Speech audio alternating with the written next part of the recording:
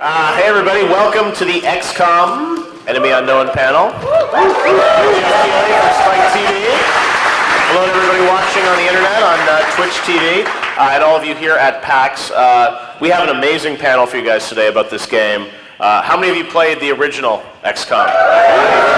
Yes. Got some hardcore fans here. Well, we're all really excited about the game that's coming out in October, and we've got the development team here. These guys have broken themselves away from the final hours of finishing up the game to come out here to Seattle to share some really cool stuff with you about the game. But what I'm really excited about this is that we're going to hear about the development, the process, and that's one thing that I've always tried to cover through a series I write called The Final Hours, about the gestation and the creation process behind these games. So we're going to hear some really cool stories and see a lot of stuff that no one else has seen before, but how you guys built this game. So let's introduce the guys from Firaxis.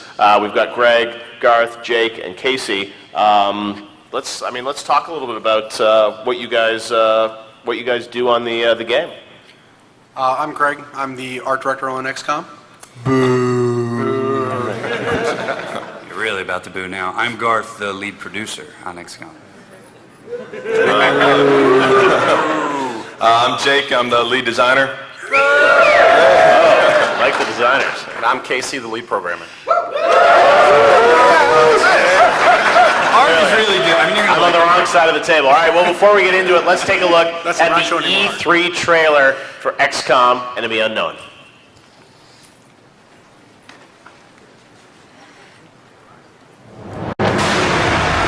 For attempts to contact the invaders thus far have failed. Their only purpose seems to be destruction and chaos. One fact is quite clear. The ministers of the world are severely outgunned. In the absence of a miracle which should then their means, the end of civilization is known. Hello, Commander. In response to the alien threat, this Council of Nations has chosen to activate the XCOM project.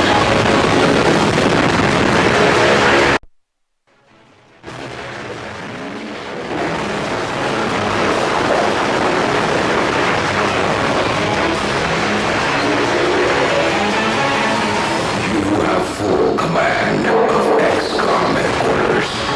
You must learn more about the enemy to expand our capabilities, as well as the abilities of our partners. The thoughts will come in from around the world, a alien ships being blown out of the sky. Military aircraft burning the mountains of no nothing. Special forces soldiers with weapons and body armor unlike anything you've seen.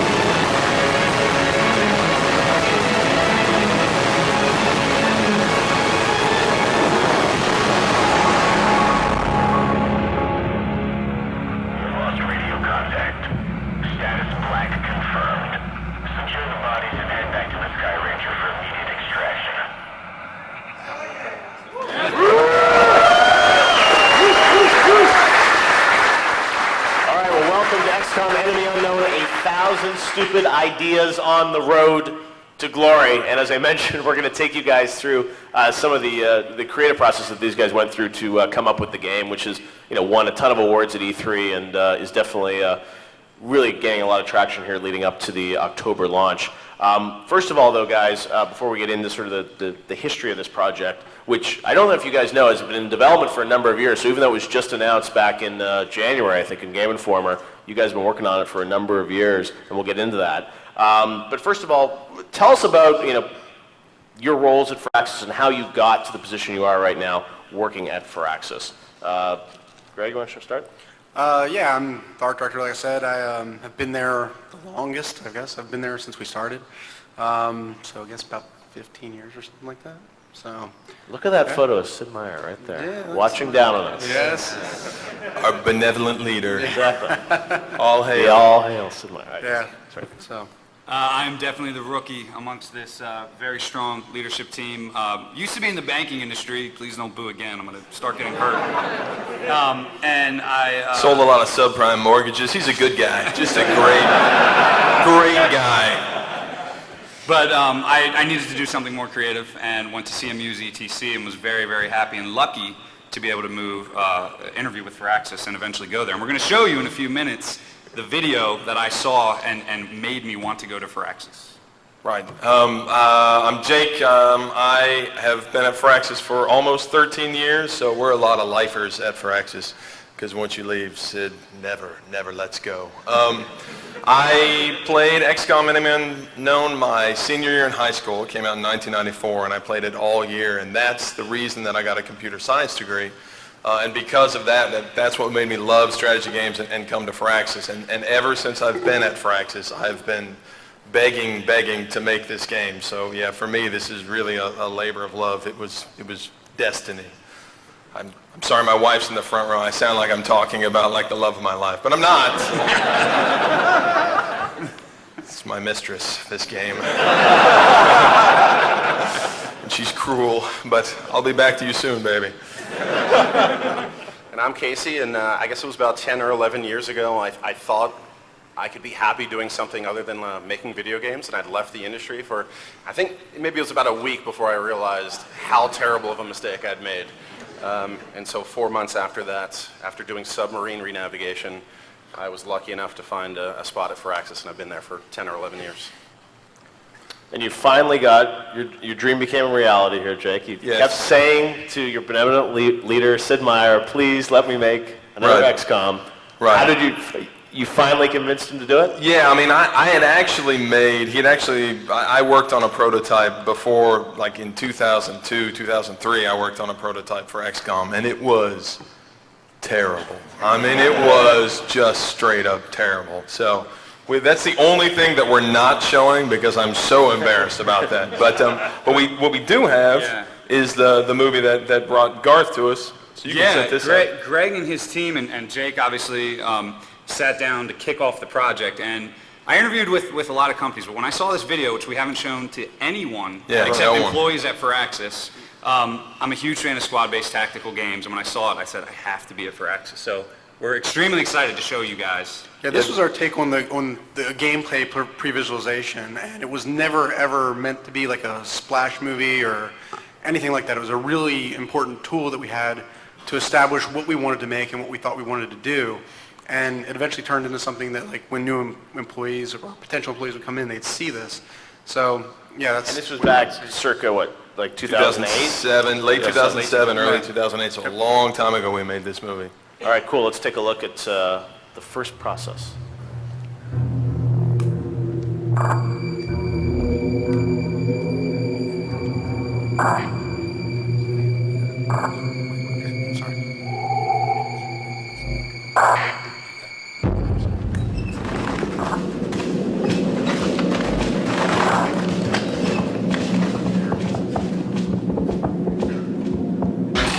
Okay, go ahead.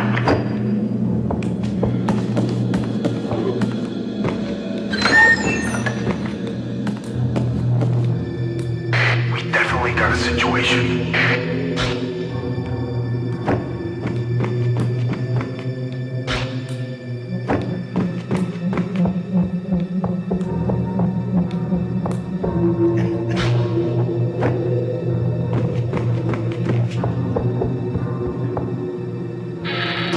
We got moves, second floor.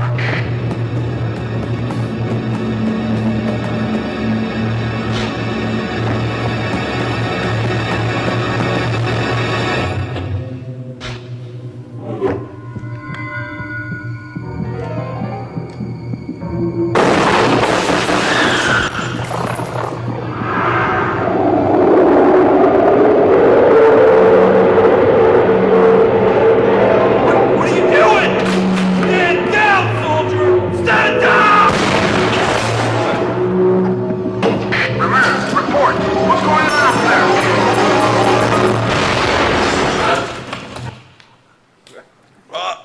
What?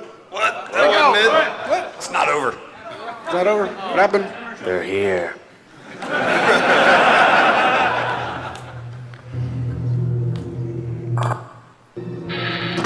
We got move.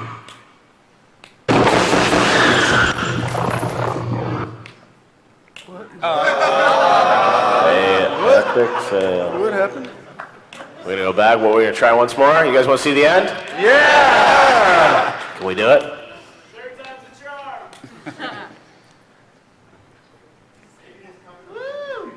Go to the end.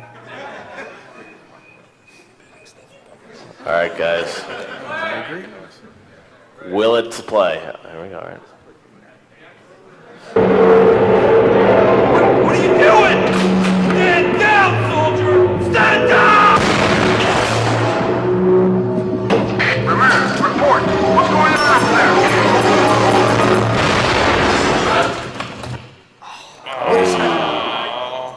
All right, well, that was a tease. Yeah. We'll see the rest. But it convinced you to come to Fraction. It looks amazing. I mean, that's for something that's 4 years ago. For you guys to work on that is pretty incredible. So that was sort of pre-visualization, I guess, right, of what you imagined the game would look like. And you can actually see a lot of the things in the game. Obviously, they did make it, and that was without any, that was sort of like just me working with the artist, saying like, I think the game may work like this. And so it's funny how many of those things actually stayed, like the way the doors open, generally the camera angle, I think stayed. The little cinematic moments that we put into when they're opening doors, things like that. So yeah, a lot of that stuff stayed. That's awesome. Now, that was the goal, the sort of previs that convinced everyone, hey, this is, the vision for the game we eventually want to make. But along, then you actually have to, get into the weeds and make that game. And along the way, I'm sure there's some, as we see on this slide, Jake's terrible idea time. Yes. Because you don't always hit it out of the park with every idea. You have to iterate. You have to think of new ideas. So maybe you guys could take us through some of those, some of those I don't want this to potholes become along like the way. every time I see that slide, I'm like, this is going to become a thing. Jake's terrible idea time. But the simple fact of the matter is, designers, after a game comes out and they've made something that they're proud of, they spend a lot of time. You can go on panels and you can make yourself sound like a genius. And I didn't want to do that because I know what the team went through trying to implement some of my horrible ideas, which we're happy to show you today. So, I think one of the first things, and this was my first level generation code, as you can see here, which put the shiv in. I guess I generated a house that's about 1 tile wide there. And that's just indicative of how great the game was when we started. One of the movies we're going to show, I think, is that next? Is the video next? Yeah. So, I had a really hard time understanding what the tone of the game was going to be. Like, I was thinking, well, it'd be dark, and these guys heard this many times. Like, why did I say we needed to make this video? Because we didn't want it to be too serious, right? We don't want the game to come across too serious. We don't want to take ourselves too seriously. So I said, hey, after you complete research on items, what if we show a funny video for every single item that you research? So why don't we see how that, we made one of these. We made one, and Stopped after that.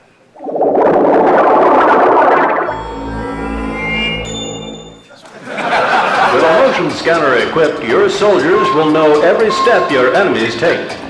The motion detector will highlight any movement within its range, including motion through walls, ceilings, floors, and even the dark. But be careful. If you don't pay attention to your motion scanner while in a dangerous area, you might find your security compromised. It's fun. It reminds me of, like the Plasma videos about that kind of fun, I think they like it, Jake. A slight mismatch in tone with the rest of the game. Like sometimes you look back and you honestly have no idea what drugs you were on to think that was a good idea. And that took us a while, right? Like I worked on that for a couple weeks. A little bit. I don't think it was that bad. I mean, that's fun. Yeah. It's not We'll bad. see it in the final game, I guess. Yeah. Moving on. All right, so there are obviously other ideas that you had along the way. The original game, you were obviously in some ways thinking of how to remake it, but also how to sort of, breathe new life into it, right? Right, and for my next terrible idea, we also have footage of this as well, and Greg can probably talk about this a little bit. When you're trying to remake a game like XCOM, which again I'm very, very attached to, we had a moment where we realized like we weren't doing the game justice. We were sort of like just straight updating it, and then we were throwing all these extra systems onto it, the cover, the abilities, all these things, and it wasn't working. So then it was like, okay, well, we need to redesign some aspects here, and so I went back to the drawing board and then I went probably a little too far, in a certain direction, which we're about to show you. And all of these things, they seem like good ideas at the time. And Greg, you want to tell them about the sight lines? Yeah, so Jake decided that you needed to see everyone and know where everybody was. And, I'm trying to make the game pretty. And so he introduces these things that we refer to as the candy canes or barber poles.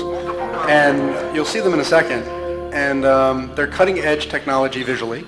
Yeah, oh, look at that UI. Yeah, that's some good stuff right there. We tried a radial menu. We tried radial menu, which of course didn't work on PC at all. There's a lot of things in this, right? So you can see the numbers on the soldiers as well. So there's the sight lines. Yeah. So every unit, and the way this worked design-wise, is that every unit that you could see would draw the range of their weapon, and then it's multicolored because the range of your weapon turns the line candy cane, and the range of their weapon is the solid color. No, it gets better. It's a great idea. So then when you're facing like 10 or 11 aliens on screen, like all you can see are these massive lines. And this is something that I seriously, I held on to with like a death grip for, months, right? Months? We probably had 10 iterations of this at least. Yep. And the programmers would, they'd do something and Jake would look at it with them and say, well, that didn't work, let's try this. And so the poor programmers have iterated and iterated and iterated on this only to have it thrown away, basically. Right, yeah. And it's as you can see. And design-wise, what happened is that when you play with a system like this, what you find is that all you're doing is staring at these lines on screen. You're not even playing the game anymore. And it was a truly, look, sometimes it turns orange. Yeah. Oh, look, there's a white line, yeah. What do all those lines mean? I'm not even sure. So yeah, that, and the numbers, now the other thing there is the numbers on the soldiers. So you see that they all have multiple numbers, and so they have an offensive number and they have a defensive number. So when they take cover, you see the numbers floating up. And again, it was the sort of thing that sounded like he suppressed them, so that guy's offensive number went down by 1. And these are all things that sort of make sense from a design standpoint in the comfort of my office. And then when you put them in the game, you have all these units on screen. They all have different numbers, and it was really, really confusing. And there was a time when there was only one number. That's right. There was a time when there was only one number. But that wasn't good enough because nobody understood the system. So I thought, I'll just add another number. And then when you said add 3, finally you said maybe I should just stop. Yeah. Yeah, so that's that was this. And, the funny thing is we sit here and we look at this and you see there are so many things here that never made the final game, like the prongs under their feet, which sort of tell you visibility information, all this stuff. Like you see the little lines drawing under the units there. But as a designer, this is a moment where the team, like your job is to make the game fun. Your job is to design something that's fun, and the team is working incredibly hard to carry out your vision, and they did a fantastic job. But when these ideas continue to fail and not work, that's exciting too, is next time you watch the sectoids move, watch them in their upright move, because they seriously look like geriatric, again, something that didn't make the final game. But yeah, as a designer, this is something where I think this is a moment where I think we were all a little nervous because the game was not exactly as fun as we were hoping at this point. And this is 2009, 2010, or how? Yeah, there you go. Wow.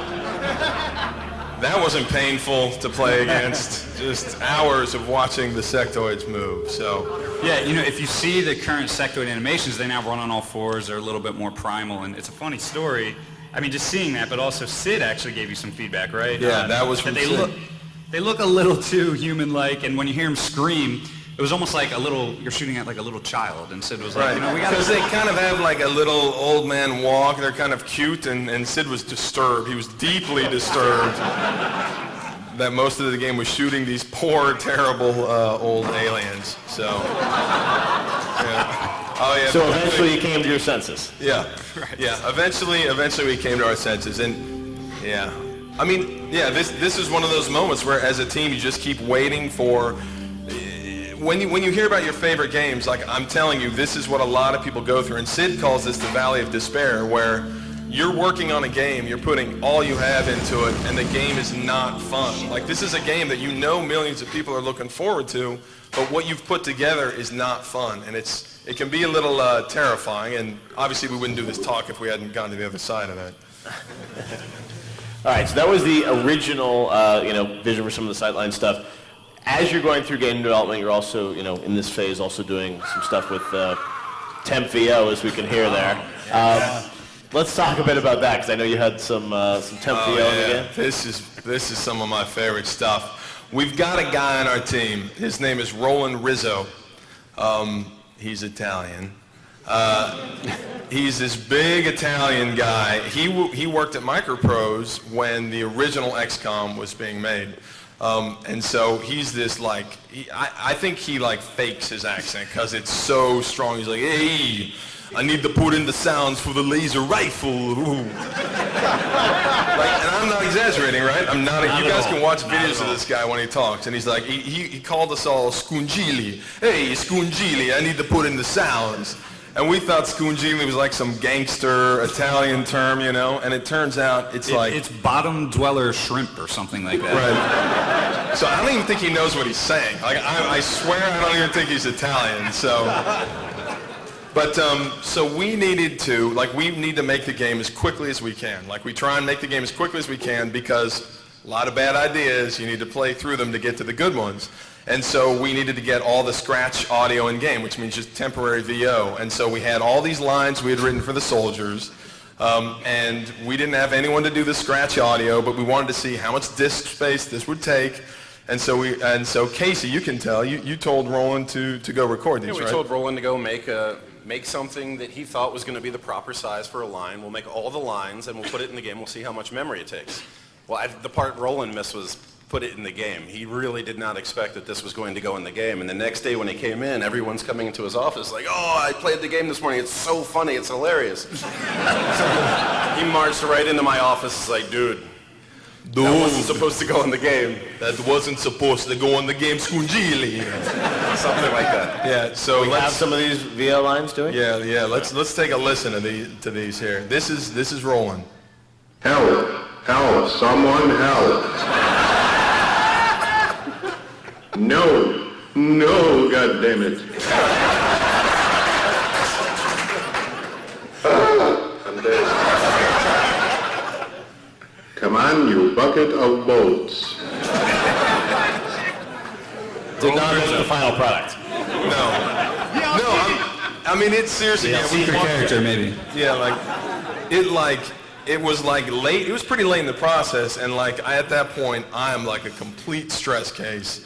And I come in, and the game is turned into a parody. Everybody is dying. They're making their soldiers get into horrible situations just so they can hear them go, ah! I'm dead. Yeah, that was pretty awesome. All right, well, moving on from that, let's talk about Sid Meier and his involvement in this game. There's another wonderful photo of the benevolent Sid Meier.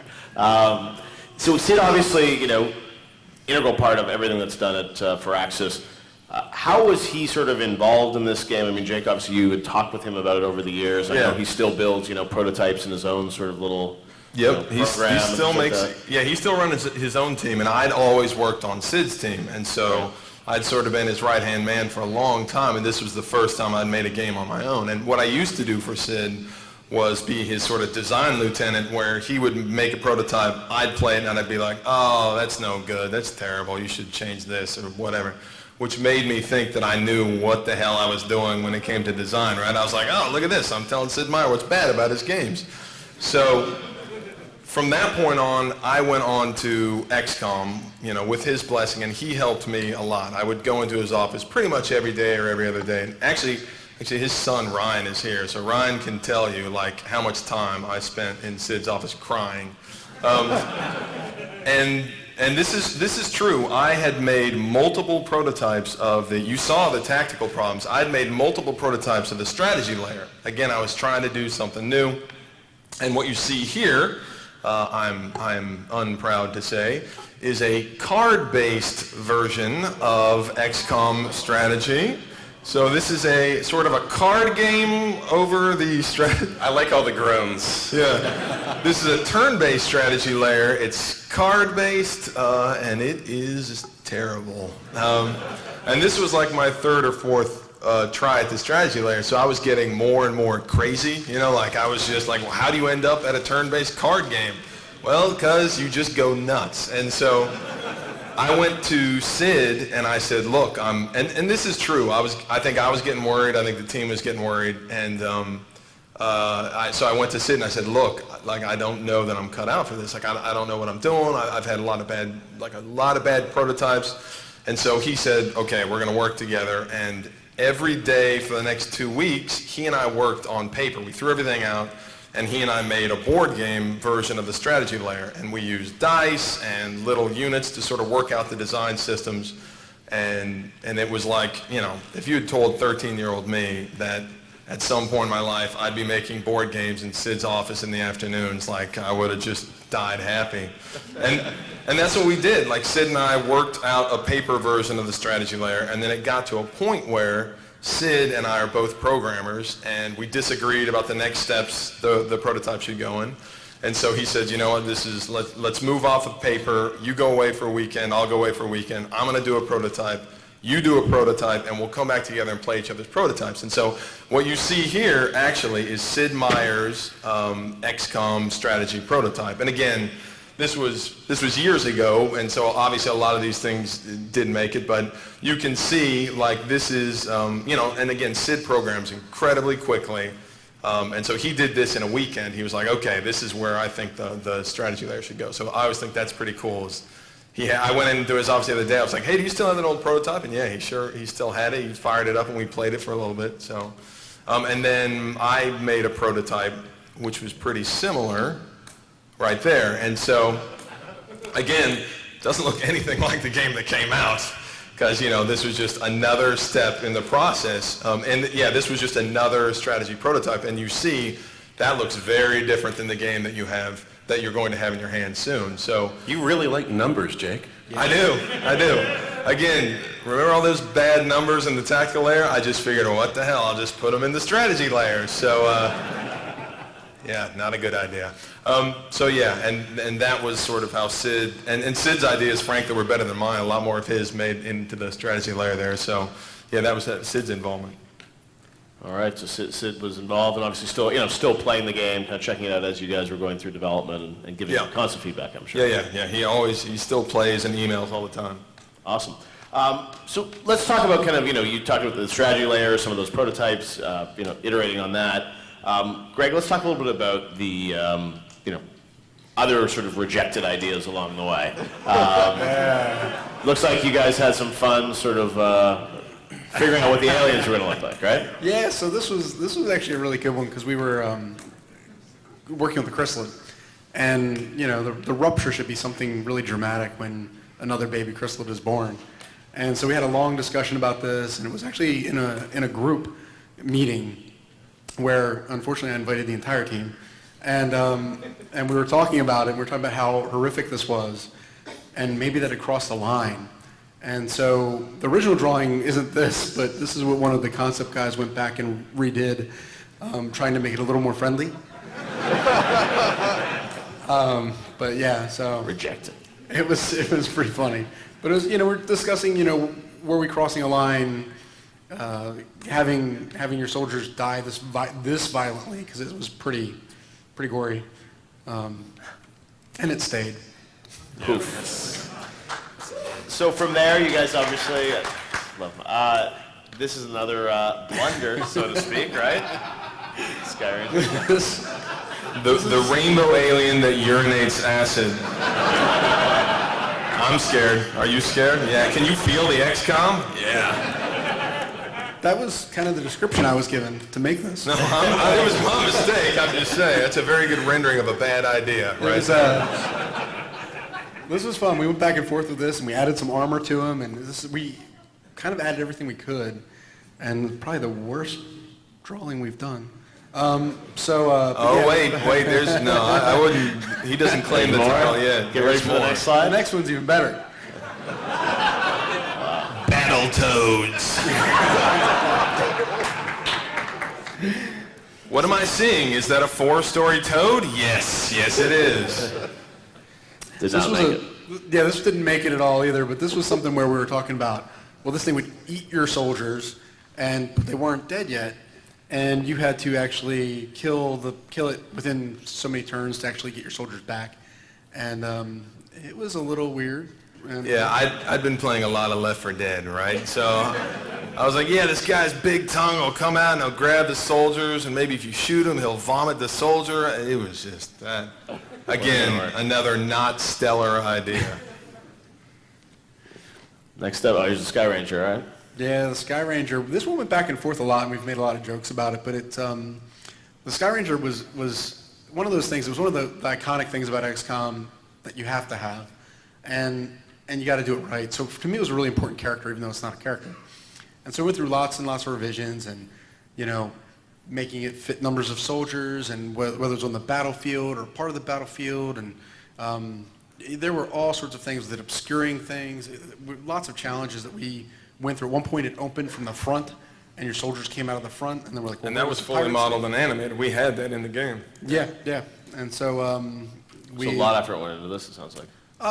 Yeah, there was a good bit of effort in this, but there was a lot of problem solving early as well, and I think even the visibility solutions and some of the things we came up with later, cutting away things, kind of started with this being really the first structure that was in the game in some ways. Cool. Next up, we'll talk about the globe, Casey. Putting a 3D globe in the game. Tell us about kind of the development of this. Right, so I guess one of the things that we didn't show was the globe was actually in the game originally first. That was one of my very first strategy prototypes. And then Jake did some additional prototypes where the globe was not there. Right. And it was Multiple prototypes, and I had gotten to the point where I had removed all of the globe code from the game. We're never going back to the globe. And the next day, Jake comes into my office and he's like, "Can we put that globe back in?"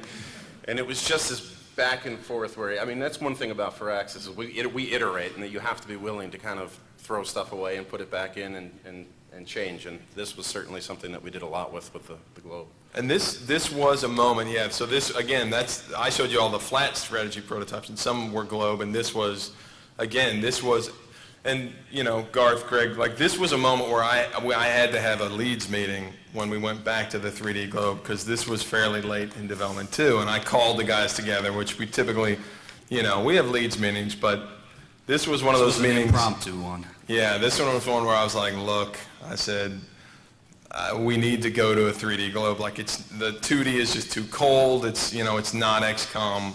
We have to go back to the 3D globe. I have a new prototype. It's going to work, I swear. If we're speaking really honestly, I think that was a very hard time for all of us as leads, because at that point, it's pretty late in the process. I know you guys were starting to get a little worried, right?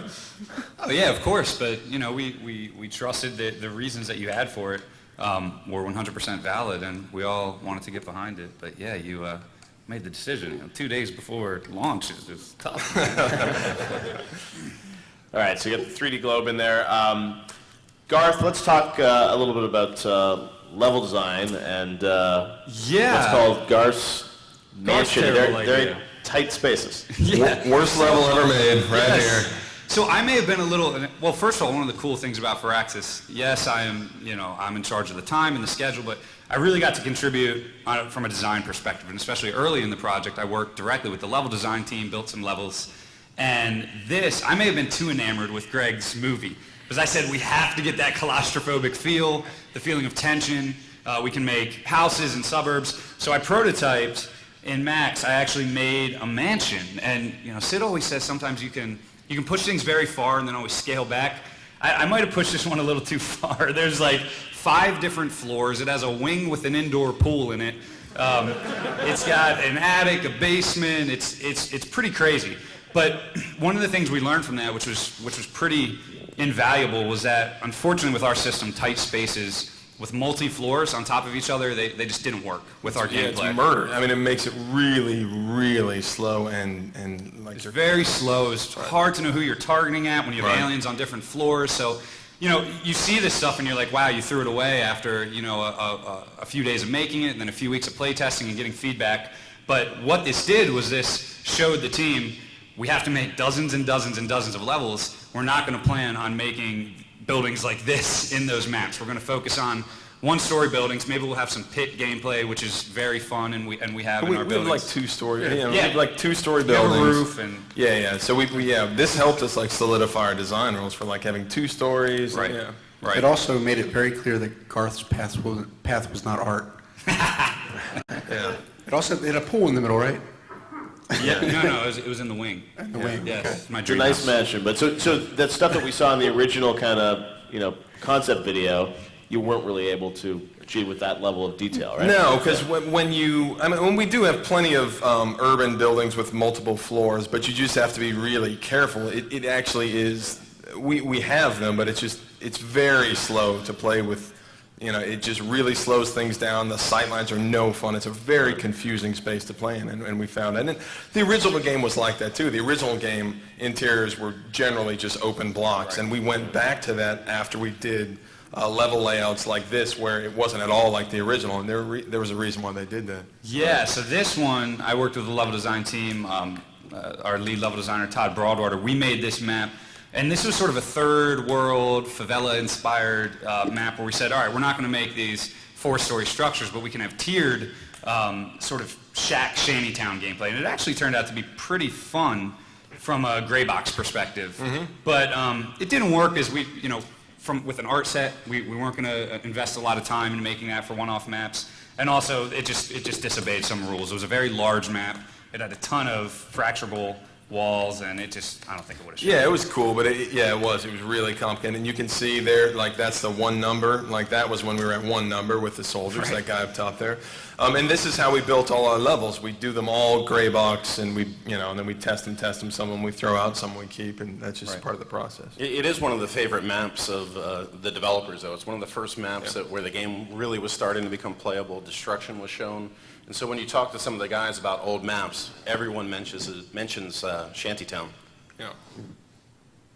Yeah, Shantytown. Shantytown. Now, obviously, you know, this, you know, game being in sort of 3D, I mean, you think about camera angles and how to sort of, you know, work with that and make it playable for the player, especially since you were thinking about, you know, console and PC, which I think is one of the most interesting things about this project, is that you guys were, you know, saying, hey, let's do this game for the consoles. Casey, tell us a bit about sort of the development and programming of sort of, you know, thinking about camera angles and how to make it work for players. Well, cameras are hard, and we won't pretend to say that we got it perfect. But this was definitely an area where Greg had gone and made a movie that featured some third-person cameras, and we threw them in, and it kind of became my personal baby. I just absolutely loved the way these cameras looked, and but there were some issues with the cameras, and Jay came into my office one day and said, you know, this camera's just not really working. Until it works, like, we have to remove it from the game. And I think that was just Jake's way of motivating us to find and fix all of the things that were wrong with the camera, which, you know, we fixed most of them. Also, the cameras were terrible at that point. But we have this movie, which we're going to show, again, is something we've never shown outside of the studio. This one's really cool. This one set up a lot of the tone. And I think this one, too, you know, you look at it, we were really focusing on, you know, trying to make the world more immersive, to the cameras, to the actions of the characters. You know, we've stylized the characters at this point, so you're going to see that where the action figure thing really started taking hold. You know, there's a lot of meat in this one. And it's a lot of stuff that ended up, you know, making it in, I think, in a lot of ways. All right, let's take a look. Move out and keep your eyes open. I got it.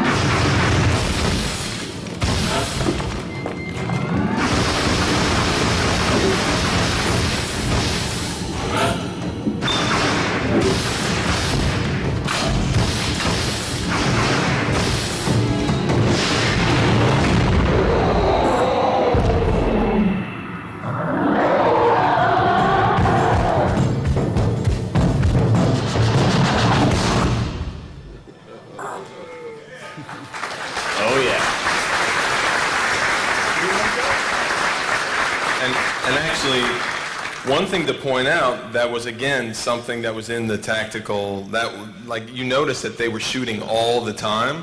That was actually in the game. For a long time, units would begin shooting immediately. When they were in range of each other, they just constantly fired each other.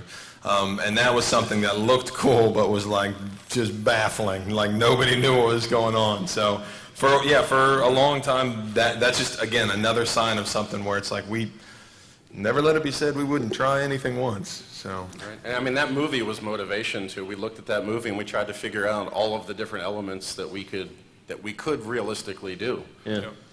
Yeah, we'd actually done that as sort of a skunkworks project, and hadn't been real vocal about it. It was kind of a side thing. And once we got it, it was pretty cool. So we said, we'll show the whole team, and we showed it to the programmers, and I thought they were going to totally flip on me, but when they saw it, they were all like, yeah, we can do some of that, yeah. And so, luckily, Casey jumped on it, and they got a lot of these things working. It was probably a week after seeing the movie. I probably wasn't really supposed to start working on this third-person camera code, but was so motivated to get that in the game that we started to build it and solve all of these cases of shooting at things that are up in the air, shooting at things that are visually obstructed, but not, you can shoot through bushes. Everyone expects to shoot through a bush, but you can't see something through a bush from a third-person camera. So we came up with outlining the aliens. And this is just a perfect example of a guy that's surrounded by aliens. I mean, look at all of the alien heads that you can see there, and trying to find a spot to put the camera that looked good. Yep. Oh, very cool. Next topic we'll talk about is the idea of permadeath. Bravery.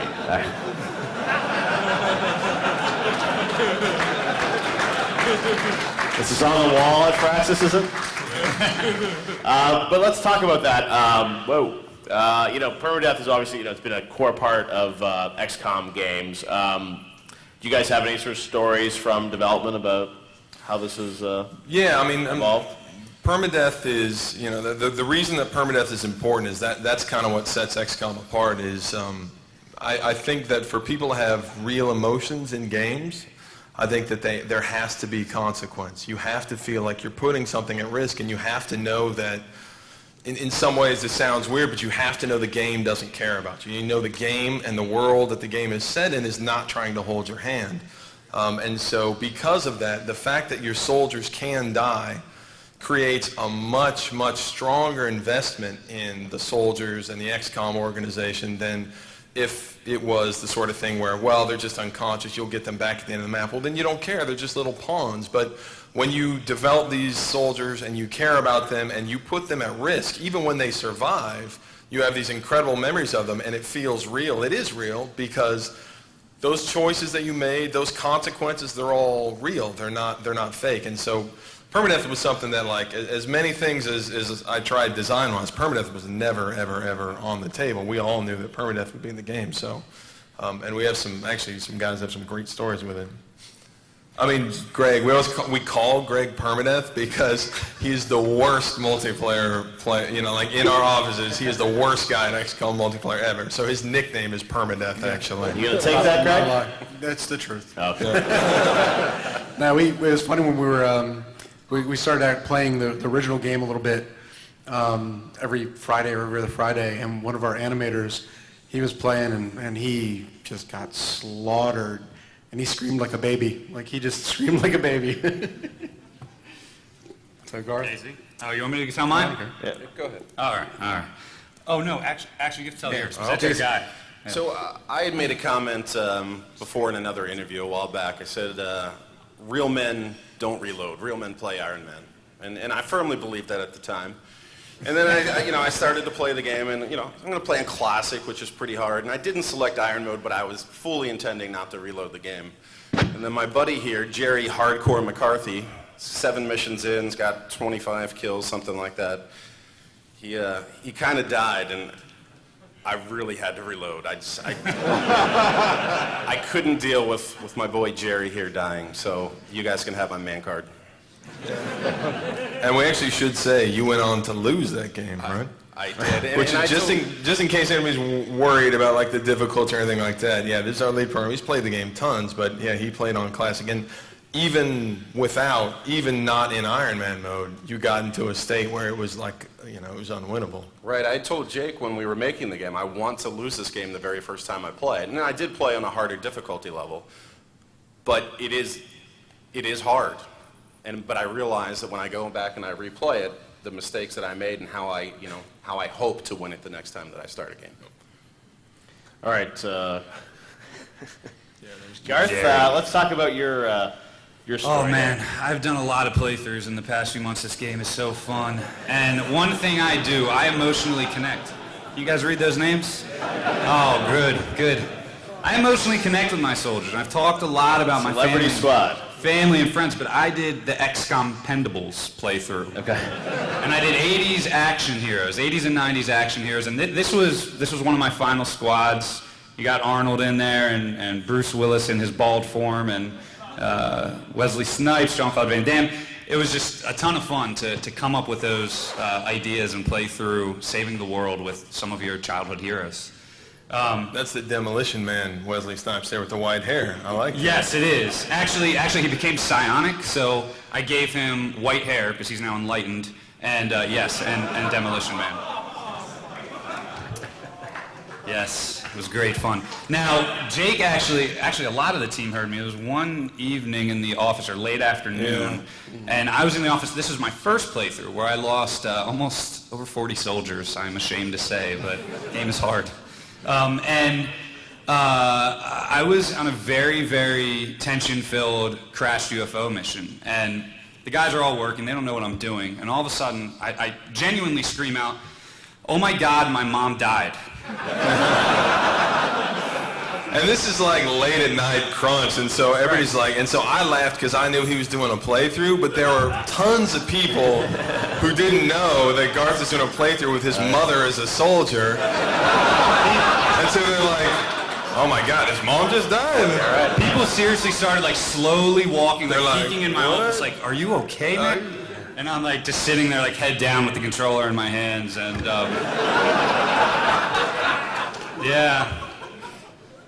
I love my Real mom, she's life fine. crosses with XCOM. All right, well, that's fun. You got some good Perma-death stories. All right, well, we've got another trailer to show you guys, which I think just came out recently, but we'll show it to you right now. It is the Casualties of War trailer. Check it out.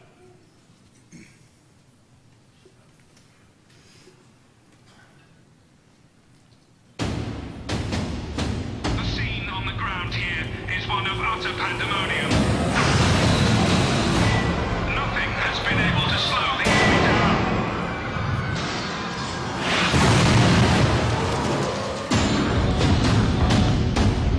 War is upon us. We are experiencing heavy casualties. Our operatives represent the best our nations have to offer. They are aided by our most advanced technology. But still they fall. Do not be careless with the lives of your troops, Commander. Few will survive to see the end of this conflict. Fewer still will possess the skills necessary to end it. Good luck, Commander.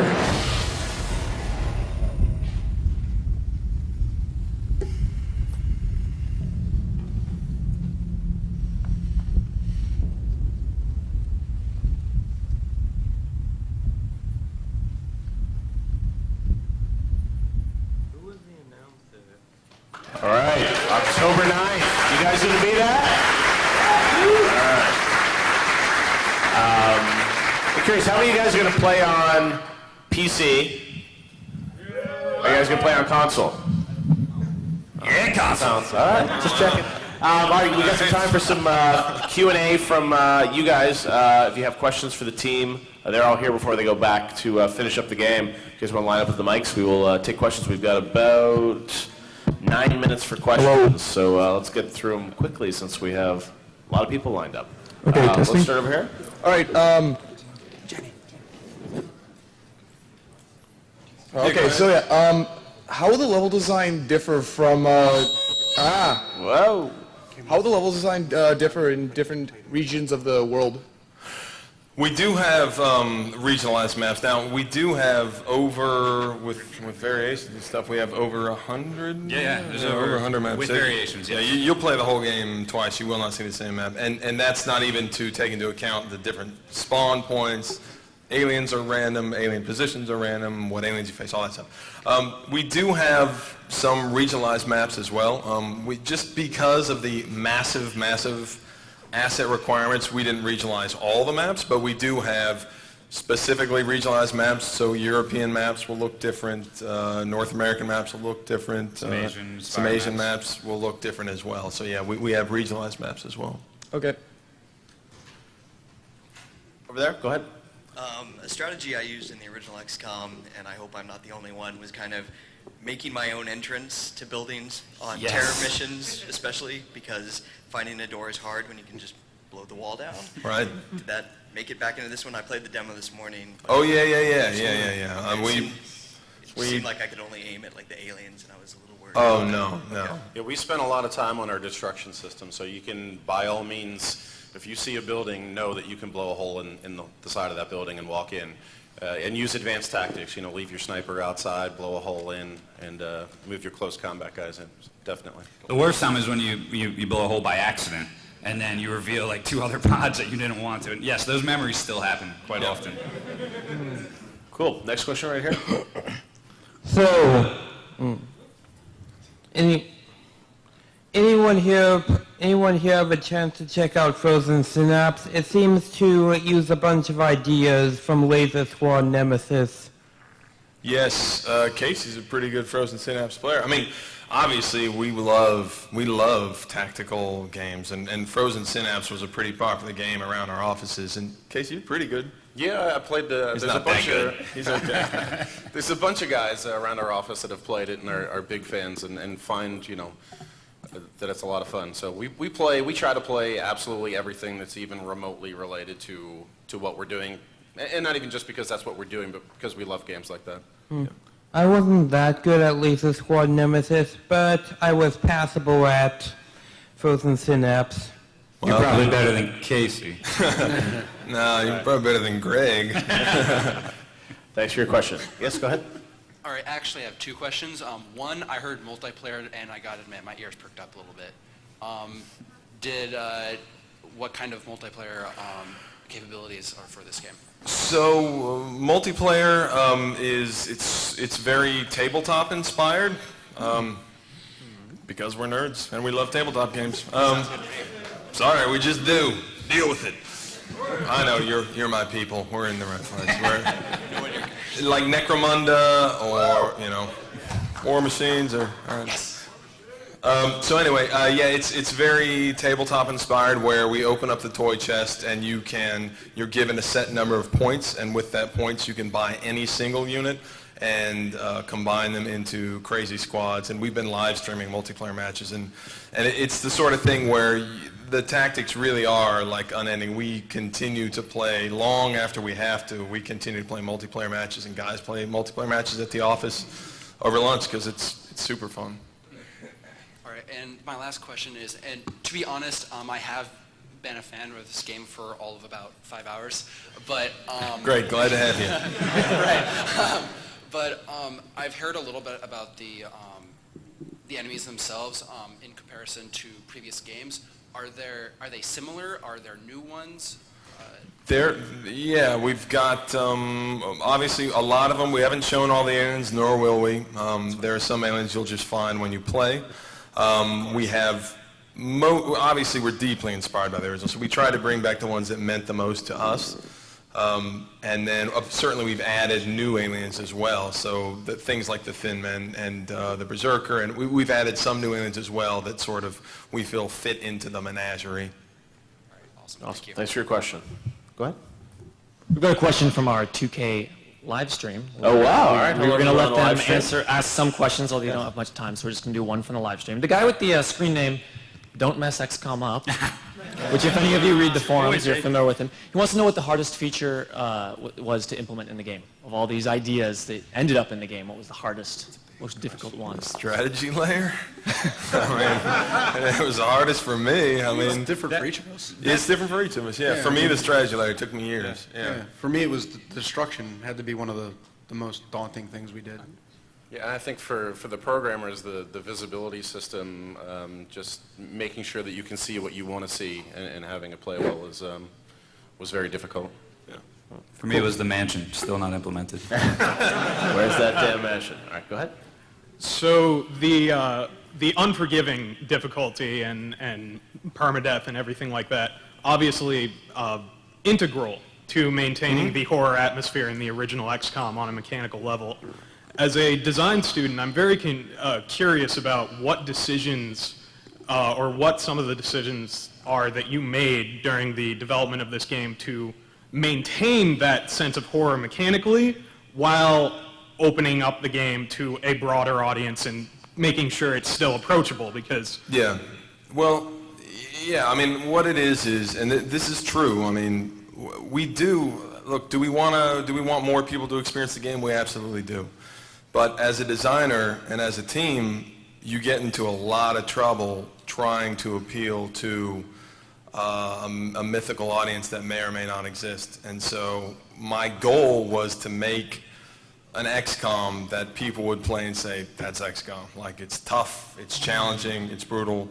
And so we always said, if we did something and then we said to ourselves, this is an XCOM, then we would throw it out.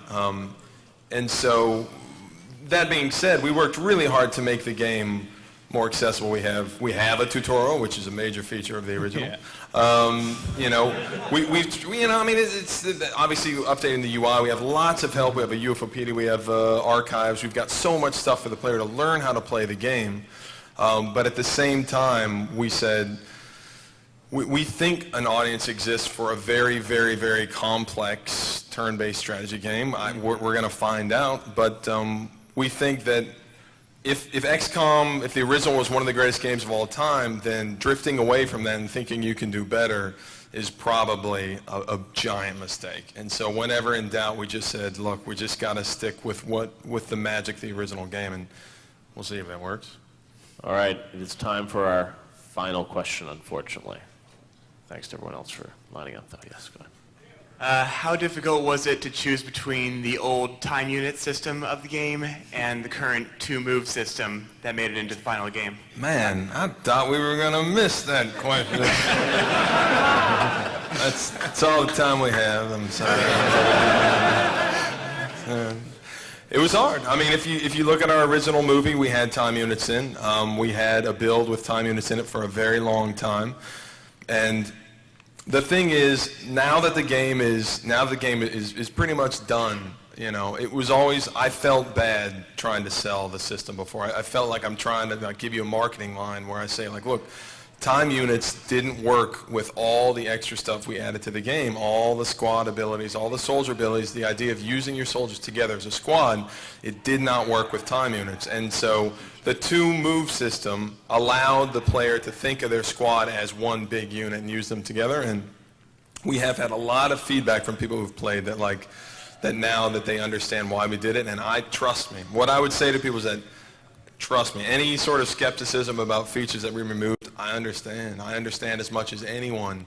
But I would say that, like, we're really, really happy with where we've ended up, and we still think that the game that we have is very, very much XCOM. And So if you actually want to see that again, if you guys want to, since we didn't get that right early, if you want to see the movie where we actually had time units in, do you guys want to see that? You want to stick around for that? You want to show it? Yeah? Right. All right, I think we can do that. So we're gonna pop that up real quick on the screen. And again, this was the initial previs movie we did. We can't get it? Oh, you killed me! Never mind then, I'm just teasing you. Maybe one day it'll be seen again, right? One day. Maybe one day.